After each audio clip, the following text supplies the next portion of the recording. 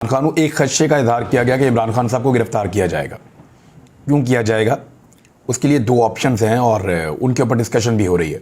بہت طاقتور لوگ آپس میں ملاقاتیں کر رہے ہیں اور ان ملاقاتوں کے نتیجے میں کچھ پلاننگ کی جائے گی. اور جو خبریں میرے پاس ہیں میں آپ کے ساتھ شیئر کر دیتا ہوں. سب سے پہلے تو عمران خان صاحب کی جو گرفتاری ہے یہ معاملہ اتنا غیر سنجیدہ نہیں ہے جتنا لوگ لے رہے ہیں. واقعی میں اگر داؤ لگے اور بس چلے تو عمران خان صاحب کو فوری طور پہ گرفتار کیا جائے گا. لیکن اس کے بعد جو رد عمل آئے گا اس کے پاکستان پہ اثرات کیا ہوں گے، اس رد عمل کی وجہ سے فیصلہ ساز حتمی فیصلہ کر نہیں پا رہے. لیکن کچھ چیزیں ہیں جو انڈر ڈسکشن ہیں وہ میں آپ کے سامنے رکھ دیتا ہوں. سورسز یہ کہہ رہے ہیں کہ آئی ایم ایف کے ساتھ جو مذاکرات ہیں وہ انتہائی مشکل ہیں اس وقت. میں کچھ چیزیں آپ کے سامنے رکھ دیتا ہوں جہاں آپ کو آئیڈیا ہو جائے گا. یعنی آئی ایم ایف کے ساتھ جو مذاکرات ہیں، بلکہ ایک سیکنڈ کے لیے ہم رکتے ہیں ناظرین. پہلے تو جو ترکی کے اندر زلزلہ آیا ہے اس پہ ہم اپنے برادر اسلامی ملک کے بھائیوں کے ساتھ ہم کھڑے ہیں. بہت جانی نقصان ہوا ہے، سینکڑوں لوگ جاں بحق ہو گئے ہیں اور بڑی شدت سے یہ زلزلہ آیا ہے اور بار بار آ رہا ہے. یعنی اس کی آفٹر شاکس آ رہے ہیں اور وہ بھی اسی لیول کے ہیں جس لیول کا یہ زلزلہ تھا. 7.8 میگنیچیوڈ، 7.5 میگنیچیوڈ، یعنی اس قسم کا اس کے اوپر ریکٹر سکیل کے اوپر وہ بتا رہا ہے. تو بڑا خوفناک زلزلہ ہے. اللہ تعالیٰ سب کو محفوظ رکھے، سب پہ اپنا رحم فرمائے. بہت بڑی بڑی بلڈنگز دیکھتے ہی دیکھتے زمین بوس ہو رہی ہیں، لوگوں کے گھر گر رہے ہیں، رن ویز اکھڑ گئے ہیں، ہائی ویز جو ہے ان کے اندر تو یہ بڑا مشکل وقت ہے ہمارے ترکی کے بہن بھائیوں کے لیے. وہاں پہ ایمرجنسی نافذ کی گئی ہے. اللہ تعالیٰ اس مشکل کو ٹالے اور ان کی مدد فرمائے اور اس مشکل سے ان کو نکالے اور مزید نقصان ان کا نہ ہو. ہماری ان کے ساتھ دعائیں بھی ہیں، نیک تمنائیں بھی ہیں. پاکستان کو چاہیے کہ مصیبت کی اس گھڑی میں پوری طاقت کے ساتھ اپنے ترک بہن بھائیوں کے ساتھ کھڑا ہو، کیونکہ وہ ہمیشہ ہمیں اسی طرح سپورٹ کرتے ہیں.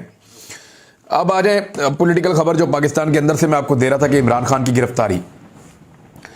دیکھیے آئی ایم ایف والا معاملہ بہت مشکل ہوتا چلا جا رہا ہے. وہ اتنا مشکل ہو گیا ہے کہ یہاں پہ میرے پاس ایک فائنینشیل ٹائمز کی رپورٹ ہے، پہلے وہ آپ دیکھ لیں. یہ برطانوی جریدہ ہے، وہ یہ برطانوی پیپر ہے، وہ یہ لکھ رہا ہے کہ پاکستان کو ڈیفالٹ سے بچنے کے لیے بہت سخت چیلنجز درکار ہیں.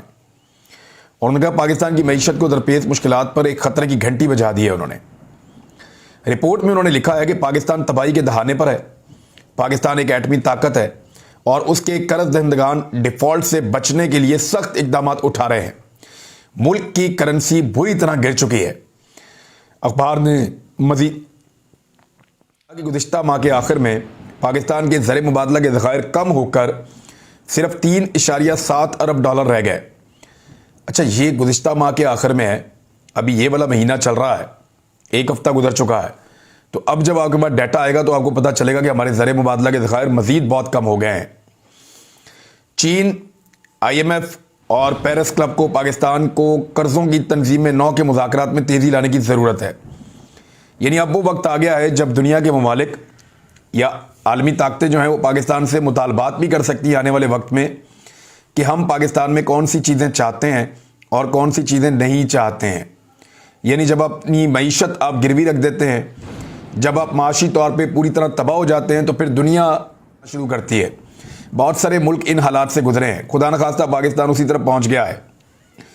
رپورٹ میں مزید کہا گیا کہ پاکستان کو پچھلے دنوں پاور بریک ڈاؤن، موسمیاتی تباہ کاری اور دہشت گردی کا بھی سامنا کرنا پڑا ہے. یہ ایک ساتھ بہت ساری چیزیں پاکستان کے اوپر مسلط ہو چکی ہیں.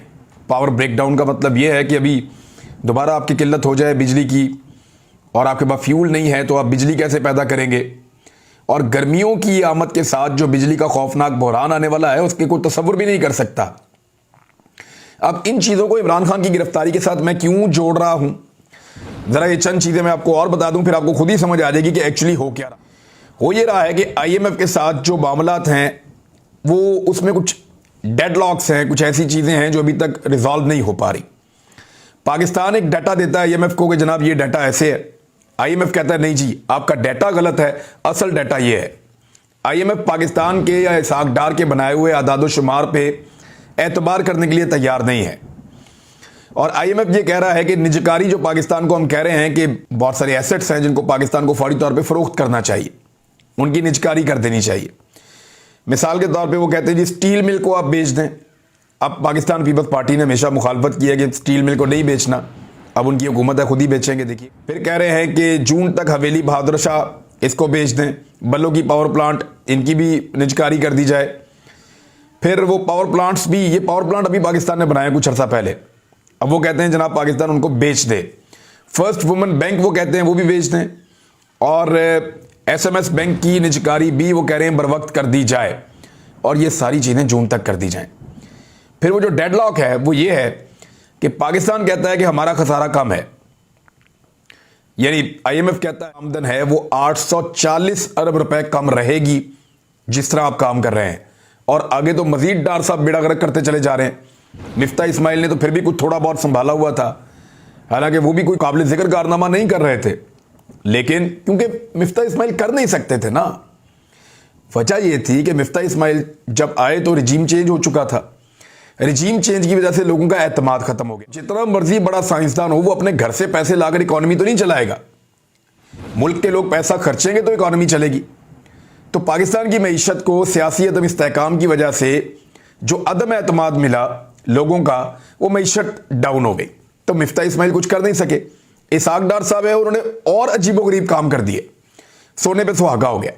اب جعلی اعداد و شمار کے ساتھ مبینہ طور پہ آئی ایم ایف کو رام کرنے کی کوشش. 840 ارب روپے آپ کم حاصل کریں گے ٹیکس آمدن سے، جبکہ اسحاق ڈار صاحب کی ٹیم کہہ رہی ہے نہیں جی 450 ارب روپے کم ہوں گے، اس سے زیادہ نہیں ہوں گے.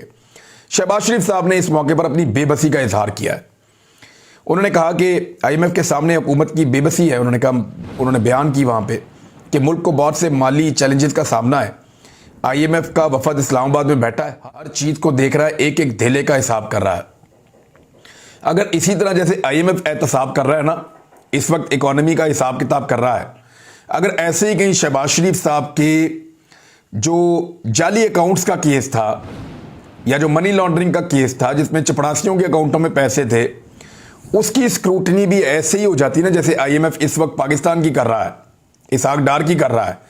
اگر شہباز شریف کے اکاؤنٹوں کی بھی اسی طرح ہو جاتی نا تو پاکستان، کیونکہ یہ اقتدار میں ہی نہ آتے اور پاکستان کے ساتھ یہ سب کچھ نہ ہوتا جو اس وقت ہو گیا ہے. شہباز شریف کہہ رہے ہیں کہ حالات بہت برے ہیں، پاور سیکٹر کی ایک ایک چیز دیکھی جا رہی ہے، پیٹرولیم کو دیکھا جا رہا ہے، کامرس کو دیکھا جا رہا ہے، فنانس کو دیکھا جا رہا ہے، ایک ایک دھیلے کی سبسڈی کا جائزہ لیا جا رہا ہے. تو انہوں نے کہا کہ ساری سیاسی جماعتیں اکٹھی ہو جائیں، ایک اتحاد پیدا ہو. ویسے ساری ہی سیاسی جماعتیں اکٹھی ہیں، جماعت اسلامی ایک تھی وہ بھی ان کو مل گئی ہے. صرف ایک سیاسی جماعت باہر ہے جن کے بارے میں ان سب کا نہیں ہے، پاکستان تحریک انصاف. تو اس کے بغیر آپ سارے مل کر لینا جو آپ نے کرنا ہے. اب عمران خان کے ترلے منتیں کیوں کر رہے ہیں؟ آج مریم نواز نے بھی کہا کہ یہ مسائل اس طرح کے اختلافات سے حل نہیں ہوں گے، مل کر بیٹھ کے اس قسم کی باتیں انہوں نے بھی کی ہیں آج. اب مریم نواز صاحبہ بھی بھیک مانگ رہی ہیں، شہباز شریف صاحب بھی عمران خان سے بھیک مانگ رہے ہیں کہ آؤ اکٹھے ہو بیٹھ کے بات کرتے ہیں. یہ کیوں مانگ رہے ہیں؟ انہیں اس بات کا آئیڈیا ہے کہ ایکچولی جو عوامی طاقت ہے وہ اس پولیٹیکل پارٹی کے پاس ہے. جب تک یہ پولیٹیکل پارٹی اپنا این او سی نہیں دے گی تب تک عوام کا اعتماد بحال نہیں ہوگا، اور جب تک عوام کا اعتماد بحال نہیں ہوگا تب تک اکانومی کا پہیہ نہیں چلے گا. سارا کچھ کرتے ہوئے بھی پیسے مانگ بھی لیں گے تو پیسے وہ بھی خرچ ہو جائیں گے. اب میں آپ کو اس کو کیوں جوڑ رہا ہوں عمران خان صاحب کی گرفتاری سے؟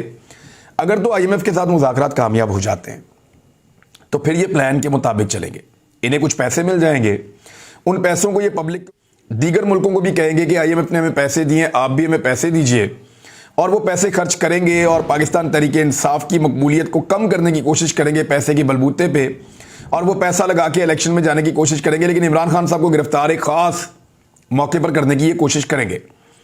اب آ جائیں، اگر آئی ایم ایف کے ساتھ مذاکرات خدا نخواستہ کامیاب نہیں ہوتے، ڈار صاحب کی تمام تر نااہلی، نکما پن اور ان کی نالائکی کے باوجود میری یہ خواہش ہے کہ اسحاق ڈار صاحب آئی ایم ایف کے ساتھ معاہدہ کرنے میں کامیاب ہو جائیں، کیونکہ پاکستان کو ڈیفالٹ سے بچانے کے لیے اب کوئی اور راستہ نہیں ہے، کیونکہ پاکستان کو وہاں تک انہوں نے پہنچا دیا ہے جہاں سے اب ڈیفالٹ سے بچنے کا اور راستہ نہیں ہے.